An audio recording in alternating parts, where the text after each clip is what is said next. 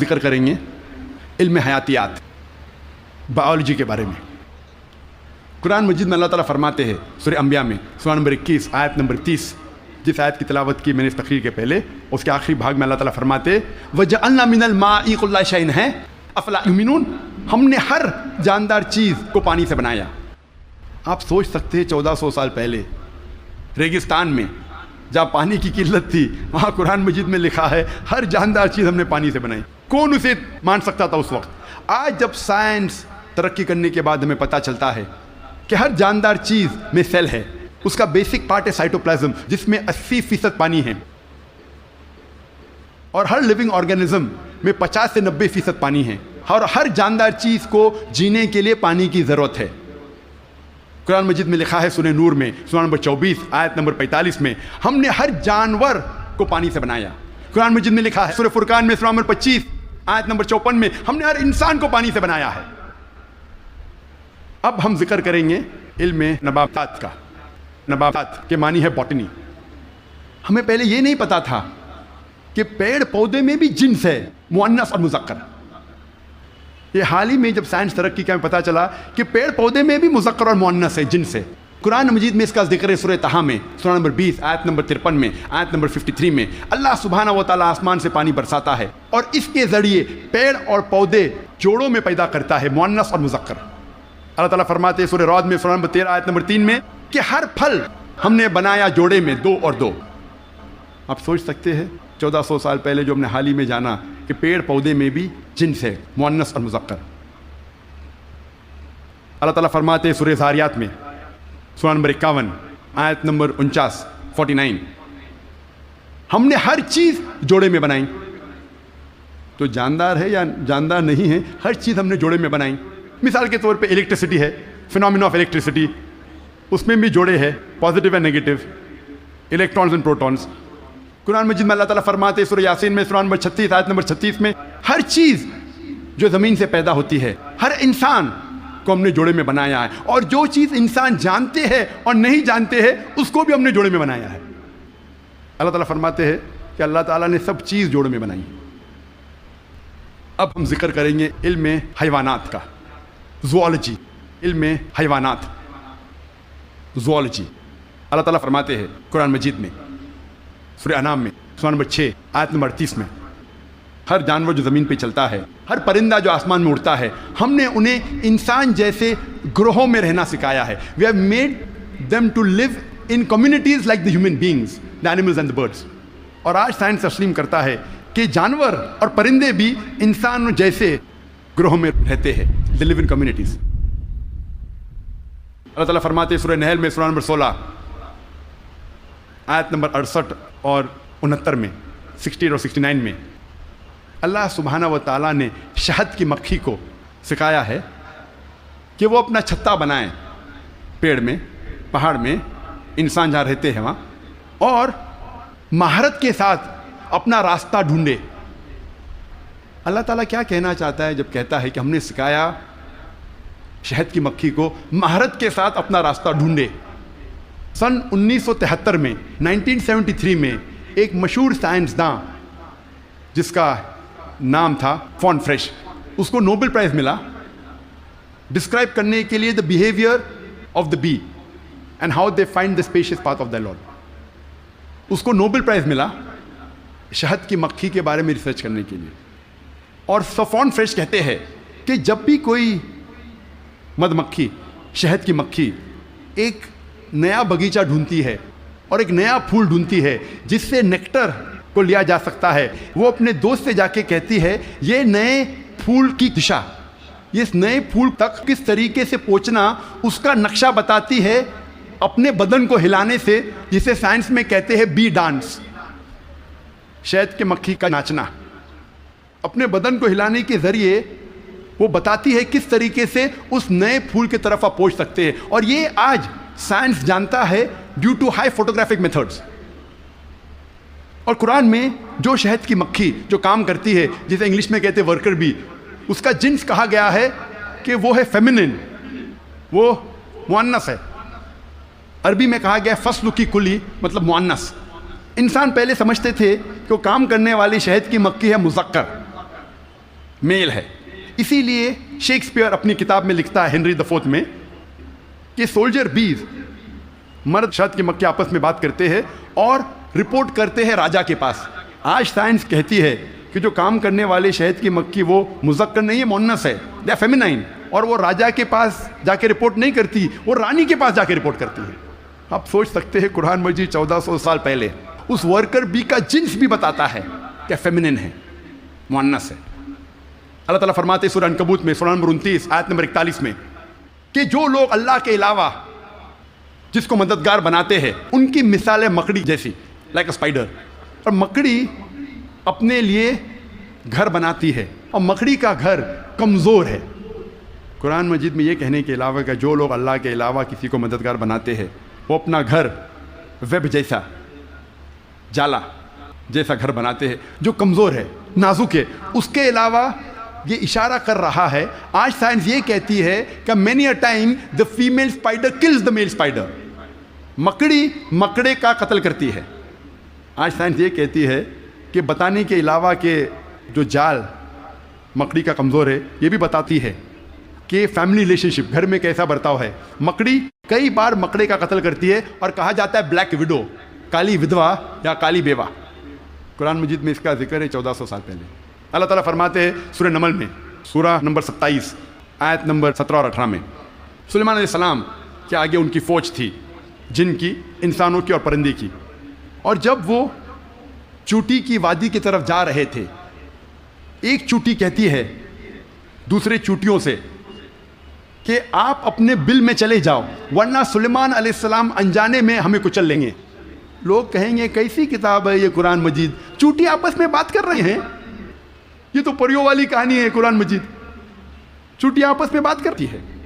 آج سائنس یہ کہتا ہے کہ کوئی بھی جانور، کوئی بھی انسیکٹ جو انسان کے سب سے قریب ہے بیہیویئر میں، جس طریقے سے زندگی بسر کی جاتی ہے، وہ ہے چیٹی.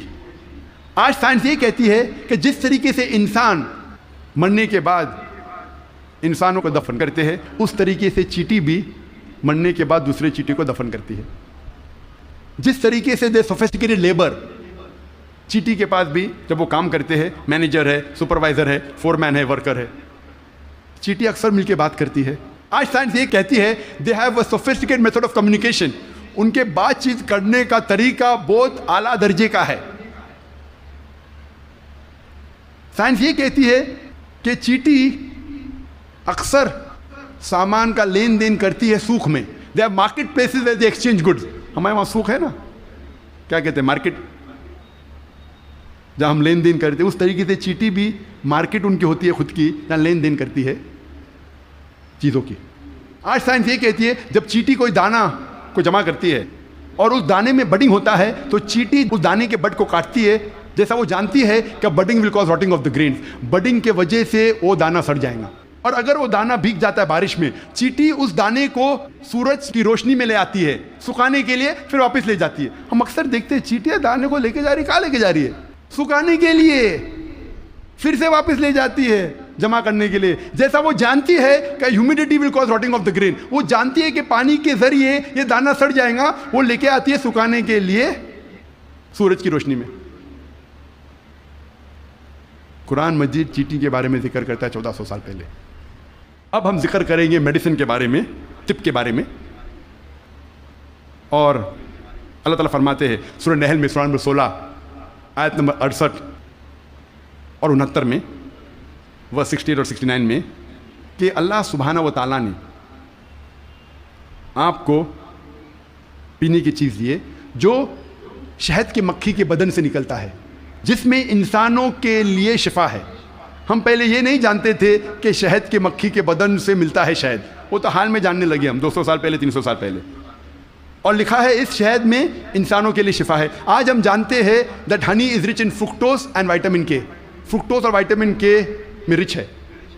اور آپ یہ بھی جانتے ہیں کہ ہنی میں مائلڈ اینٹیسیپٹک پراپرٹی ہے. اسی لیے ورلڈ وار 2 میں روس کے سولجرز، رشین سولجرز جب زخم ہوتا تھا وہ زخم پہ لگاتے تھے شہد، اور شہد کے ذریعے زخم اچھا ہوتا تھا without leaving an scar tissue. اور کیونکہ شہد میں ڈینسٹی ہے، گاڑھا ہے، اس کے وجہ سے بیکٹیریا اور فنگس اس زخم میں نہیں اگتا تھا. اور اگر کوئی آدمی کو الرجی ہے کوئی جھاڑ یا پودے سے، اس پودے اور جھاڑ سے بنا ہوا شہد اس انسان کو دیں گے تو وہ انسان کو اس الرجی سے ریزسٹنٹ ڈیولپ ہوگا۔ اب ہم ذکر کریں گے فزیولوجی کے بارے میں۔ قرآن مجید 600 سال نازل ہونے کے بعد ابن نفیس نے ہمیں بتایا بلڈ سرکولیشن کے بارے میں، کس طریقے سے خون رگوں میں دوڑتا ہے۔ 400 سال ابن نفیس کے بعد ولیم ہاروی نے دنیا میں مشہور کیا۔ ہم ہمارے اسکول میں ولیم ہاروی کے بارے میں پڑھتے ہیں، ولیم ہاروی نے ہمیں بلڈ سرکولیشن سکھایا۔ ابن نفیس کے بارے میں کوئی نہیں پڑھتا۔ ابن نفیس نے ولیم ہاروی کے 400 سال پہلے ذکر کیا بلڈ سرکولیشن کے بارے میں، اور اس کے 600 سال پہلے قرآن میں اس کا ذکر ہے۔ مختصر سا میں کہوں گا، مختصر سا، انسان جب کھانا کھاتا ہے جاتا ہے پیٹ میں، پیٹ کے بعد جاتا ہے اتڑیاں میں، اتڑیاں میں سے جو فوڈ سبسٹنس ہے وہ جاتا ہے خون میں، many a time where the complex media of liver, اور خون کے ذریعے جسم کے کئی بھاگوں میں جاتا ہے، کئی اعضاء میں جاتا ہے، goes to various organs including mammary glands, وہ کئی اعضاء میں جاتا ہے اور جاتا ہے چھاتی میں بھی، پستان میں بھی، جس سے ملتا ہے دودھ۔ مختصر قرآن مجید میں بلڈ سرکولیشن اور پروڈکشن آف ملک کے بارے میں کہا گیا ہے سورہ نحل میں، سورہ نمبر 16 آیت نمبر 66 میں، آیت نمبر 66۔ اللہ تعالیٰ فرماتے ہیں کہ میشور میں، کیٹل میں، بھیڑ بکری گائے بیل، ان میں آپ کے لیے نشانی ہے، اور ان کے بدن میں سے آپ کو ملتا ہے پینے کے لیے دودھ، جو آتا ہے انٹسٹائن کے کانسٹیٹوئنٹس اور خون کے درمیان سے، جو آپ کے لیے اچھی چیز ہے۔ اس کا ذکر ہے سورہ مومنون میں، سورہ نمبر 23 آیت نمبر 21 میں، کہ کیٹل میں آپ کے لیے ایک نشانی ہے، ان کے بدن سے آپ کو ملتا ہے دودھ، اور ان میں بہت سے فائدے ہیں، اس کا گوشت آپ کھا سکتے ہیں۔ قرآن مجید میں production of milk and blood circulation کے بارے میں ذکر ہے ان اے نٹ شیل 1400 سال پہلے۔ اب ہم ذکر کریں گے ایمبریولوجی کے بارے میں۔ ایمبریولوجی سائنس کا وہ بھاگ ہے جو خصوصاً جب ماں کے رحم میں بچہ پیدا ہوتا ہے اور کس طریقے سے شروع ہو کے بڑھتا ہے، 9 مہینے تک تقریباً ماں کے رحم میں رہتا ہے، اس کے اسٹڈی کو کہتے ہیں انگریزی میں ایمبریولوجی۔ ماں کے رحم میں جو بچہ پیدا ہوتا ہے، آہستہ آہستہ بڑھتا ہے، اس کے اسٹڈی کو انگریزی میں کہتے ہیں ایمبریولوجی۔ کئی عربوں نے جتنے بھی قرآن مجید کی آیتیں ہیں جو ایمبریولوجی کے بارے میں ذکر کرتی ہے اور حدیث ہے، اس کو اکٹھا کیا اور قرآن مجید کی آیت کے اوپر عمل کیا۔ سورہ نحل سورہ 16 آیت نمبر 43 اور سورہ انبیاء سورہ نمبر 21 آیت نمبر 7 میں اللہ تعالیٰ فرماتے فَاسْأَلُوا أَهْلَ الذِّكْرِ إِن كُنتُمْ لَا تَعْلَمُونَ، اگر آپ نہیں جانتے تو اس کے پاس جائیے جو ماہر ہے، اس سے پوچھئے جو ماہر ہے، چاہے وہ مسلم یا غیر مسلم ہو۔ اگر آپ نہیں جانتے تو اس سے پوچھئے قرآن کے بارے میں جو اس فن کا ماہر ہے۔ تو کئی عربوں نے ساری آیتیں اور حدیث سے جو ایمبریولوجی کے بارے میں ذکر کرتے اور لے گئے تقریباً 30 سال پہلے، 1980 کے پہلے، ان 1970s، 30-40 سال پہلے، اور لے گئے پروفیسر کیتھ مور کے پاس۔ وہ مسلمان نہیں تھا۔ پروفیسر کیتھ مور اس وقت سارے دنیا کا سب سے بہترین ماہر تھا ایمبریولوجی میں۔ وہ ڈپارٹمنٹ آف ایناٹومی کا ہیڈ تھا in university of Toronto Canada میں۔ پروفیسر کیتھ مور کو ساری آیتوں اور حدیث کا ترجمہ پیش کیے اور کہا اس کے بارے میں آپ کو کیا کہنا ہے۔ تو پروفیسر کیتھ مور نے کہا کہ اکثر جو قرآن مجید اور حدیث میں ایمبریولوجی کے بارے میں لکھا ہے وہ 100% صحیح ہے، لیکن کچھ آیتوں کے بارے میں نہیں کہہ سکتا ہوں کہ صحیح ہے، میں یہ بھی نہیں کہہ سکتا ہوں کہ غلط ہے، کیونکہ میں خود بھی نہیں جانتا ہوں۔ اور 2 ایسے آیت تھے جو پہلے 2 آیت جو نازل کی گئے تھے، سورہ اقرا سورہ علق سورہ نمبر 96 آیت نمبر 1 اور 2 میں اللہ تعالیٰ فرماتے اقرا بسم ربک الذی خلق خلق الانسان من علق، پڑھو اس کے نام سے جو خالق ہے، جس نے انسانوں کو بنایا ہے علقہ سے، خون کے لوتھڑے سے، جونک سے، لیچ لائک سبسٹنس سے۔ پروفیسر کیتھ مور نے کہا میں نہیں جانتا ہوں کہ ایمبریو جب بچہ پہلے سٹیج میں ہوتا ہے، مرحلے میں ہوتا ہے، وہ جونک جیسا لگتا ہے۔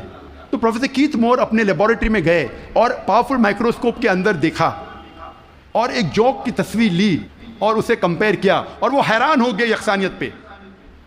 اور اس کے بعد جب انہیں 80 سوالات پوچھے گئے ایمبریولوجی کے بارے میں جو قرآن اور حدیث میں ذکر آتا ہے، تو پروفیسر کیتھ مور نے کہا اگر آپ مجھے یہ 30 سال پہلے پوچھتے تو 50% سے زیادہ میں جواب نہیں دے سکتا تھا، کیونکہ embryology is a new branch which has developed in the field of medicine, وہ نئی برانچ ہے میڈیسن کی۔ اور پروفیسر کیتھ مور نے کہا کہ یہ کتاب قرآن مجید کوئی انسان لکھ ہی نہیں سکتا، اور مجھے کوئی شک نہیں ہے کہ یہ قرآن مجید خدا کی طرف سے ہے اور محمد صلی اللہ علیہ وسلم اس خدا کے پیغمبر ہے۔ اللہ تعالیٰ فرماتے ہیں سورہ طارق میں سورہ نمبر 86 میں 86 آیت نمبر 5, 6, 7 میں کہ انسان نہیں سوچتا وہ کس سے بنا، وہ ایک سیال قطرہ سے بنا جو گرا اس جگہ سے ریڑھ کی ہڈی اور پسلی کے بیچ۔ اللہ تعالیٰ کیا کہنا چاہتے جب کہا کہ انسان بنا ایک سیال قطرے سے جو گرا ریڑھ کی ہڈی اور پسلی کے بیچ؟ آج سائنس ترقی کرنے کے بعد میں پتہ لگتا ہے کہ جو جنسی اعضا ہے، جینائٹل آرگنز ہیومن بینگز میں، وہ ایمبریونک ایج میں جب ماں کے رحم میں جب بچہ رہتا ہے وہ وجود میں آتا ہے اس جگہ جس جگہ گردہ ہے، جس جگہ کڈنی ہے، space between the spinal cord and the 11th and 12th rib، اس جگہ ریڑھ کی ہڈی اور 11ویں اور 12ویں پسلی کے بیچ جنسی اعضا ٹیسٹیکلز اور اووری وہاں سے وجود میں آتے ہیں۔ اس کے بعد وہ ڈسینڈ وہ نیچے اترتے ہیں، عورت میں پیلوس تک، آدمی میں through the inguinal canal into the scrotum. لیکن نیچے آنے کے بعد یہ جنسی اعضا جب انسان بڑا بھی ہو جاتا ہے، ماں کے پیٹ کے باہر نکلتا ہے، پھر بھی نیچے اترنے کے باوجود ان کے خون کا سپلائی اور نرو سپلائی اسی جگہ سے آتا ہے جہاں گردہ موجود ہے، اور لمفیٹک ڈرینیج اسی جگہ جاتا ہے جہاں گردہ موجود ہے، ریڑھ کی ہڈی اور 11ویں اور 12ویں پسلی کے بیچ۔ قرآن مجید میں اللہ تعالیٰ فرماتے ہیں سورہ حج میں سورہ نمبر 22 آیت نمبر 5 اور سورہ مومنون میں سورہ نمبر 23 آیت نمبر 13 میں کہ ہم نے انسان کو نطفہ سے بنایا ہے۔ نطفہ کے معنی عربی میں ہے ایک چھوٹا سا سیال قطرہ، مائنیوٹ کوانٹٹی آف لکوڈ۔ جس طریقے سے آپ کپ کو خالی کرتے ہیں اور جو چھوٹا سا قطرہ سیال کا رہتا ہے، سیال قطرہ اسے کہتے ہیں نطفہ۔ اللہ تعالیٰ فرماتے ہیں سورہ سجدہ میں سورہ نمبر 32 آیت نمبر 8 میں ہم نے انسان کو بنایا ہے سلالہ سے۔ سلالہ کے معنی عربی میں ہے پورے حصے کا سب سے بہترین حصہ، سارے بھاگ کے سب سے بہترین بھاگ کو کہتے ہیں سلالہ۔ آج سائنس یہ کہتا ہے کہ 1 سمائنل ایمیشن میں 30 کروڑ سپرمز ہے۔ آدمی جب ایجیکولیٹ کرتا ہے عام طور پہ تقریباً 30 کروڑ سپرم ایجیکولیٹ کرتا ہے، اس میں سے صرف ایک ہی کافی ہے، only one spermatozoa، ایک کافی ہے بیضے کو فرٹیلائز کرنے کے لیے، بوجھل کرنے کے لیے، ایک ہی کافی ہے۔ اس 30 کروڑ میں سے ایک کو قرآن کہتا ہے سلالہ، best part of the whole, سارے حصے کیا سب سے بہترین حصہ۔ اللہ تعالیٰ فرماتے سورہ انسان میں سورہ نمبر 76 آیت نمبر 2 میں ہم نے انسان کو تحفہ دیا ہے، صلاحیت دی ہے سننے کی اور دیکھنے کی۔ قرآن میں لکھا ہے سب سے پہلے آتی ہے انسان میں صلاحیت سننے کی۔ آج سائنس یہ کہتی ہے کہ 22ویں دن میں ماں کے پیٹ میں بچے کا کان اندرونی حصہ شروع ہوتا ہے اور 5ویں مہینے تک کمپلیٹ ہوتا ہے، 7ویں مہینے میں آنکھ کھلتی ہے۔ تو قرآن میں لکھا سب سے پہلے آتی ہے سننے کی صلاحیت، اس کے بعد دیکھنے کی۔ قرآن میں اس کا ذکر ہے سورہ سجدہ میں سورہ نمبر 32 آیت نمبر 9 میں بھی ہم نے انسان کو دی ہے صلاحیت سننے کی، سوچنے کی اور سمجھنے کی۔ قرآن مجید میں جب جینیٹکس کے بارے میں ہم پڑھتے ہیں، آج سائنس یہ کہتی ہے کہ جو انسان کا جنس ہے وہ آدمی کے سیال سپرم پہ ڈپینڈ کرتا ہے، منی پہ ڈپینڈ کرتا ہے، اور اگر 23rd پیئر آف کروموزوم 23ویں جوڑی کروموزوم کی اگر وہ XX ہے تو ہو جاتی ہے لڑکی، اگر XY ہے تو بن جاتا ہے لڑکا، اور منی ذمہ دار ہے یہ جاننے کے لیے کہ لڑکا ہے لڑکی ہے۔ منی کا اگر X حصہ لیتا ہے فرٹیلائزیشن میں تو بنتی ہے لڑکی، اگر Y حصہ لیتا ہے تو بنتا ہے لڑکا۔ یہ ہم حال ہی میں جانیے، قرآن مجید میں اس کا ذکر ہے 1400 سال پہلے سورہ نجم میں سورہ نمبر 53 آیت نمبر 45-46 میں اللہ تعالیٰ فرماتے ہیں ہم نے انسان کو جوڑے میں بنایا ہے، میل اینڈ فیمیل، جنس میں مذکر اور مؤنث، ایک قطرے سے جو آدمی سے آتا ہے، عربی میں لکھا ہے تمنا۔ اس کا ذکر ہے سورہ قیامہ میں سورہ نمبر 75 سورہ نمبر 75 آیت نمبر 37-39۔ اس میں اللہ تعالیٰ فرماتے ہم نے انسان کو بنایا ہے نطفۃ من منی یمنی، ہم نے انسان کو بنایا ہے آدمی کے منی کے نطفے سے، سپرم، اور پھر بنا علقات سے مدغہ، اور ان کو جنس ڈالی، مرد اور عورت۔ قرآن میں لکھا ہے یہ سپرم منی رسپانسبل ہے for giving the sex to the child, male اور فیمیل۔ ہمارے دیش میں اکثر والدین چاہتے ہیں کہ لڑکا پیدا ہو، اگر لڑکی پیدا ہوتی ہے تو ساس کہیں گی بہو سے کہ تو نے لڑکی کو پیدا کیوں کی، لڑکی کو پیدا کیوں کی؟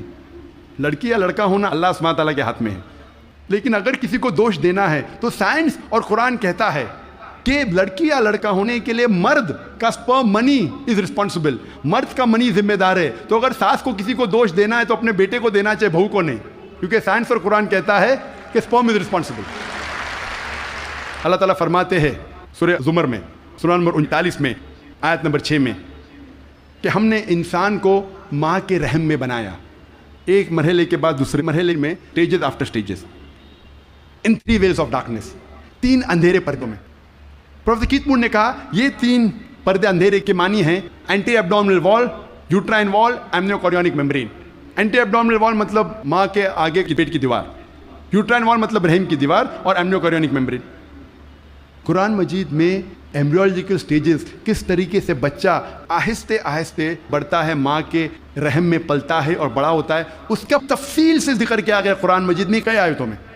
ایک سورہ کی 3 آیت پیش کروں گا، سورہ مؤمنون کی سورہ نمبر 23 آیت نمبر 12 سے 14 میں اللہ تعالیٰ فرماتے ہیں کہ ہم نے انسان کو بنایا ہے کوئنٹیسنس آف کلے سے، انسان کو بنایا ہے طین کے سلالے سے، اور پھر اس کو بنایا نطفہ میں، نطفہ کو رکھا قرار مکین میں، پھر نطفے کو بنایا علقہ میں، علقہ سے تبدیل کیا مدغہ میں، مدغہ سے بنایا عظامہ، اور اس عظامہ پر ہم نے ڈالا لحم.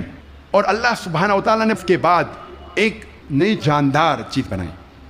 مختصر سمجھ کا ذکر کروں گا. اللہ تعالیٰ فرماتے ہم نے انسان کو طین کے سلالہ سے بنایا، نطفہ میں نے کہا مائنیوٹ کوانٹٹی آف لکوڈ، سیال قطرہ، اور اس کو ایک قرار مکین میں رکھا، محفوظ جگہ میں، قرار مکین محفوظ جگہ. ہم جانتے ہیں سائنس کہتا ہے کہ ماں کے رحم میں جب بچہ ہے وہ پیچھے کے حصے سے ریڑھ کی ہڈی سے پروٹیکٹڈ ہے، محفوظ ہے، پوسٹیریئر مسل سے، اور آگے سے اینٹی ایبڈومنل وال اور یوٹرائن وال سے. ہم نے پھر بنایا علقہ میں. علقہ کے 3 معنی ہیں، ایک ہے جوک، دوسرا ہے خون کا لوتڑا، اور تیسرا ہے ٹو کلنگ، مطلب چپک کے لٹکنا. علقہ کے 3 معنی. ایک معنی کا ذکر میں کر چکا ہوں کہ جوک ہے، لیچ لائک سبسٹنس. وہ دکھنے کے علاوہ آج سائنس یہ کہتی ہے کہ ماں کے رحم میں بچہ جوک جیسا برتاؤ کرتا ہے، ماں کے ذریعے خون چوستا ہے تھرو دا پلیسنٹا، تو دکھنے کے علاوہ جوک جیسا برتاؤ بھی کرتا ہے. دوسرے معنی ہیں خون کا لوتڑا. آج سائنس یہ کہتی ہے کہ شروع میں بلڈ سرکولیشن شروع نہیں ہوتا ہے، رگوں میں خون بہنا شروع نہیں ہوتا ہے، تو دیکھنے میں اس سٹیج میں، اس مرحلے میں وہ دکھتا ہے خون کا لوتھڑا. تیسرے معنی ہے کہ چپک کے لٹکنا، سم تھنگ وچ کلنگز. آج سائنس یہ کہتی ہے کہ ماں کے رحم میں بچہ چپک کے لٹکتا ہے ماں کے رحم کی دیوار کو. تو تینوں معنی الحمدللہ ثم الحمدللہ جو قرآن مجید میں علقہ کی ہے، تینوں معنی سائنٹیفکلی آج ثابت ہو چکی ہے. اس کے بعد علقہ سے بن جاتا ہے مدغہ. مدغہ کے معنی چبائی ہوئی چیز، اچوڈ لائک لمپ.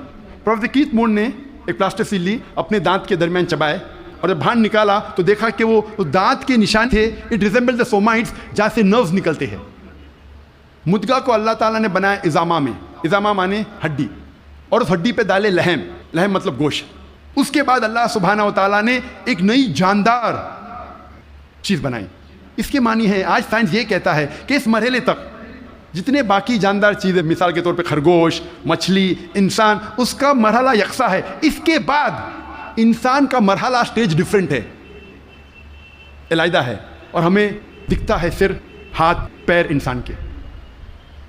جب یہ ساری آیتوں کا ذکر پروفیسر کیتھ مور کے سامنے رکھا، پروفیسر کیتھ مور نے کہا، 80 سوالات جب انہیں پوچھے گئے تھے، انہوں نے کہا یہ سب تو مجھے سائنس نے اب بھی ترقی کیا معلوم پڑا، اور جو بھی نئی چیز انہیں ملی قرآن کے ذریعے، حدیث کے ذریعے، ان نے اپنی نئی کتاب میں داخل کیا، اور انہوں نے لکھا دا 3rd addition of the developing human. میں جب میڈیکل کالج میں تھا، ہمیں اگر اچھے مارکس ملنا چاہیے تو ہم ریفر کرتے تھے کتاب پروفیسر کیتھ مور کی، developing human.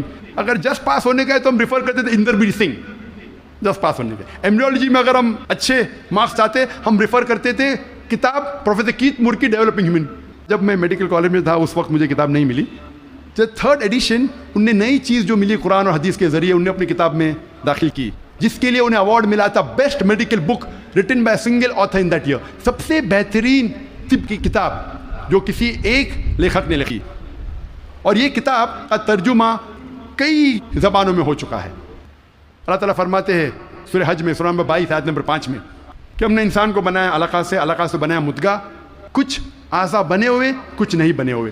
Some organ formed some not formed.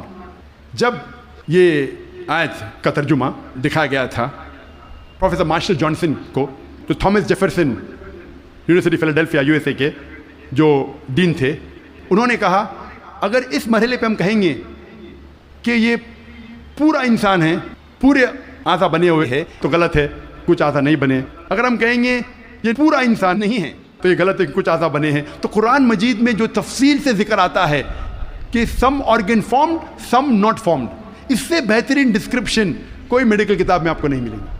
Partly formed and partly unformed, some cell differentiated some undifferentiated. وقت کی قلت ہونے کی وجہ سے صرف اور 2 سائنٹیفک حقائق کو پیش کروں گا میں.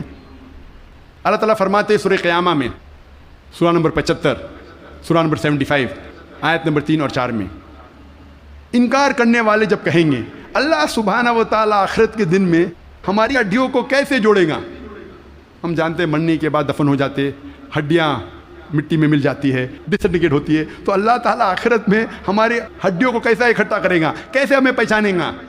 اللہ تعالیٰ کہتا ہے کہ ان سے کہو کہ اللہ سبحانہ و تعالیٰ صرف ہڈیوں کو اکٹھا نہیں کر سکتا، لیکن آپ کی انگلیوں کے پور پور کو پھر سے بنا سکتا ہے.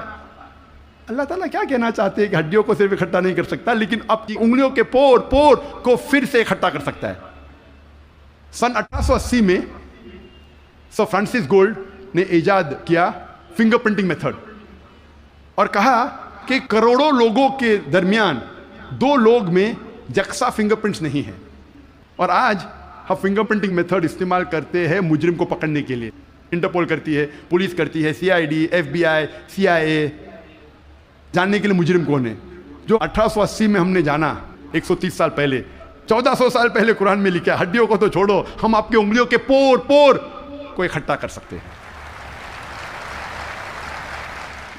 میں تقریر کے آخری میں پروفیسر تغرا تغشاں کی مثال پیش کرنا چاہتا ہوں. ہم طبیب پہلے یہ سمجھتے تھے کہ درد کا احساس کرنے کے لیے دماغ کافی ہے، brain is sufficient for realising the pain. ابھی سائنس ترقی کرنے کے بعد ہمیں پتہ لگتا ہے کہ چمڑیوں میں پین ریسیپٹرز ہے، درد کا احساس کرنے کے آلہ ہے، ریسیپٹرز ہے، جو بہت ضروری ہے درد کا احساس کرنے کے لیے، جس کے بنا انسان درد کا احساس نہیں کر سکتا. اسی لیے جب کوئی انسان جل جاتا ہے، جب کوئی انسان زخمی ہو جاتا ہے جلنے کی وجہ سے اور ڈاکٹر کے پاس جاتا ہے، ڈاکٹر ایک سوئی لیتا ہے اور اس جلے ہوئے حصے کو چبوتا ہے. اگر مریض کو درد ہوتا ہے ڈاکٹر خوش ہے، pain receptors intact, pain receptors محفوظ ہے. اگر مریض کو درد نہیں ہوتا ہے ڈاکٹر کو افسوس ہوتا ہے، پین ریسیپٹرز ختم ہو چکے ہیں، مر چکے ہیں. آج ہمیں پتہ چلا کہ پین ریسیپٹرز بھی ضروری ہے درد کا احساس کرنے کے لیے. قرآن مجید میں کہا گیا ہے سورہ نساء میں، سورہ نمبر 4 آیت نمبر 56 میں، آیت نمبر 56 میں، جو لوگ ہماری نشانیوں کا انکار کرتے ہیں ان لوگوں کو ہم آخرت میں آگ میں ڈالیں گے، اور جتنی بار ان کی چمڑیاں جلیں گی اتنی بار ہم ان کو نئی چمڑی دیں گے تاکہ وہ درد کا احساس کر سکے.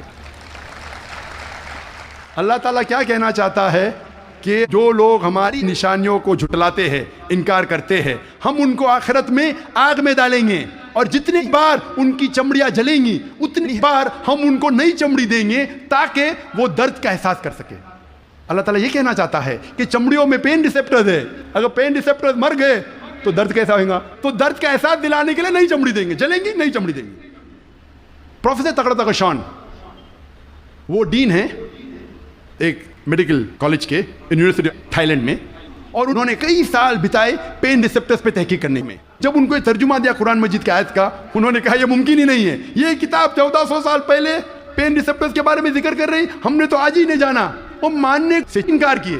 پھر اس کے بعد جب تحقیق کی، دوسرے سائنٹسٹ سائنسداں سے چیک کیا کہ ترجمہ صحیح تھا، اتنے متاثر ہوئے کہ 8ویں کانفرنس ریاض میں سائنٹیفک سائنس آف قرآن میں، اس کانفرنس کے بیچ ہی پروفیسر تغرا تغشاں نے شہادت دی اور کہا لا الہ الا اللہ محمد رسول اللہ، نہ کوئی معبود اللہ کے علاوہ اور اس کے آخری پیغمبر محمد صلی اللہ علیہ وسلم میں. وآخر دعوانا الحمدللہ.